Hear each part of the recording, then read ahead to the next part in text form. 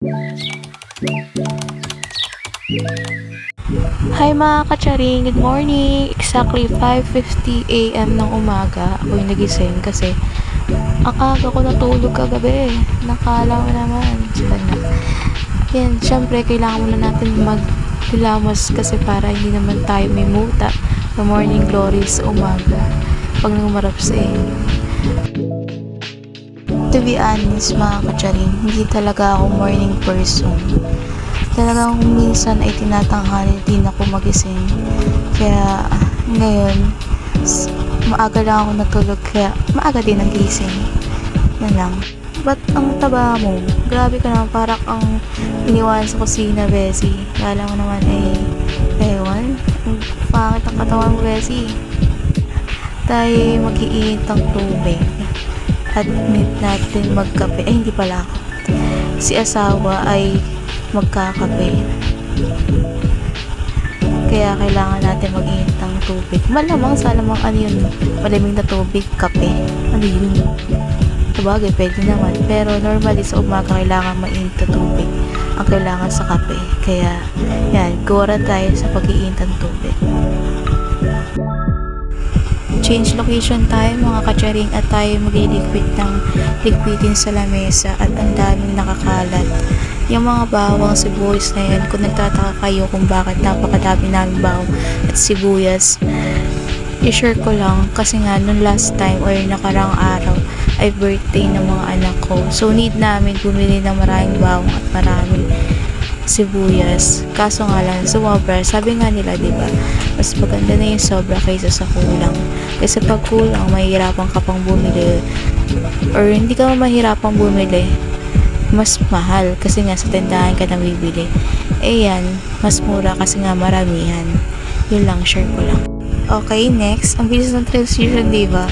Kailangan nga kasi natin magmadali sa mga kilos natin sa umaga kasi nga para mas marami tayong magawa at tayo imibunsuan pa. Pag umiyak na yun, matik, hindi tayo makakakilos.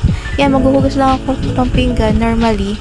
Kaya tingin ko hindi ko na kailangan ipakita sa inyo kasi nga nakita ninyo naman ako maghugas. Kaya ipa-fast forward or ikakat na natin tong hugasan serye natin. Okay? Yan, sakto. Pagkatapos ko maghugas ng pinggan, kumulo na yung mainit na tubig. Kaya kanawan na natin ng kape ang ating dada para mainitan na ang kanyang sikmura. By the way, nagising na pala yung aking dalawang junakis nung time na yan.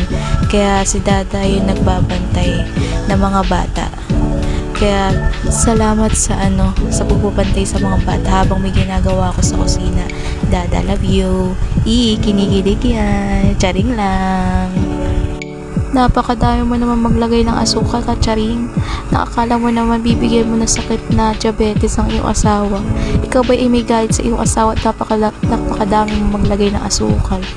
Joke lang. Charing lang po. Yun lang talaga yung preference niya sa asukal at stick na kape ang kanyang gamit. Hindi naman siya nagreklamo sa aking timpla, so mukhang nasasarapan naman siya sa aking timpla at okay naman sa kanyang panlasa, kaya go pa rin natin na pagtitimpla.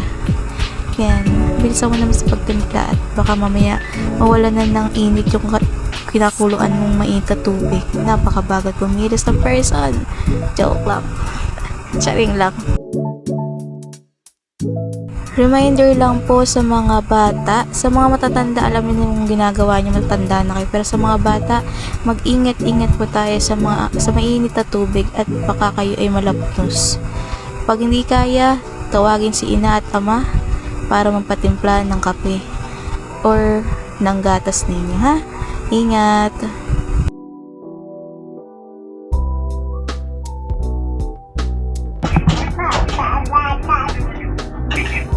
Dahil ito yung kape mo. Thank you. Okay. Nagpasalamat siya. Welcome po. Charing lang. Pero normally, kailangan dapat always say thank you. Lalo sa mga bata. Always say thank you pag may binibigay or ginagawang favor sa inyo ang mga matatanda or mga ibang tao sa inyo, ha? Always say thank you. Okay? And pag sa inyo naman sinabi yung thank you, always say welcome po. And ha, Okay, grabe ang katsarin. Akala mo naman children's video to kung makapagsabi na o makapag-remind sa mga bata na akala mo napakabait na tao. Akala mo papalitan na si Miss Rachel sa kanyang ginagawa. Eme lang, charing lang po. Yun nga, ang person na iniiba na naman ginagawa. Tayo yung magsasaing naman at yung sinaing na yan ay dinamihan ko na para pang nangalian, di ba nga? Kailangan natin ng productive. Kung pwede naman isaing sa umaga para hanggang tanghali, ay isaing na. Ganon din naman, hindi naman yan mapapanis. At pati yung kain na yan ay yun na din yung pambaon ng aming dada at saka kain namin sa umaga, diba? 3-in-1 kumbaga. Talo pa ang 3-in-1 na kape sa aking ginagawa. Charing lang. Kayo ba, pag lisaing ba kayo is 1:1? Alam mo yung isang gatang na bigas, isang gatang din na tubig, parang ganun. Basta 1:1 siya. Pero ako usually kasi, ang ginagawa ko, 1:1 din, pero dinadagdagan ko siya ng konting tubig. Kasi parang feeling ko, pag hindi ko siya dinagdagan ng konting tubig, parang matigas. Kaya ginagawa ko, dinadagdagan ko ng konting tubig. Tapos depende rin siguro sa bigas. Kasi di ba, minsan may maalsa, may hindi maalsa, ganun. Yun nga. Tapos, yung iba rin, nilalagyan nila ng suka para hindi daw mapanis. Pero kasi hindi ko nilalagyan kasi tingin ko, hindi ko kasi siya trip. Kahit sinasabi ko sa akin ni Dada, nalagyan ko, hindi ko lang talaga siya trip. Kaya hindi ko siya nilalagyan. Yun lang, share ko lang talaga sa inyo yun. Hindi pa nga mabuksan ng pinto, nang ipaglaban pa nga sa pinto. Alam nyo kasi, napakaganit ng pinto.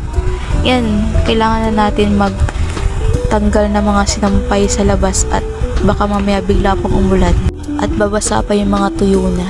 Pero yung iba dyan, hindi ko pa sinamsam kasi nga basa pa. Kaya yung mga tuyo na lang yung kinuha ko. Kasi nga para hindi na rin siya pangit tingnan sa labas. Tapos na parang akala mo naman kasi meron kang ukayan sa labas. Kaya tinanggal ko na rin siya. Tinanggal ko na rin yung ibang mga sampayin para mamaya or mga pagtulog na ulit yung aking bunsuan ay mailigpit na. Kasi mahirap na tambak-tambak talaga yung mga gawain. Alam mo yung tambak-tambak ka na kinabukasan, hindi mo na siya magagawa. Yun lang naman ang gawain ko sa umaga. See you! Salamat sa panonood. Bye-bye! Thank you for watching! Bye-bye! Ingat!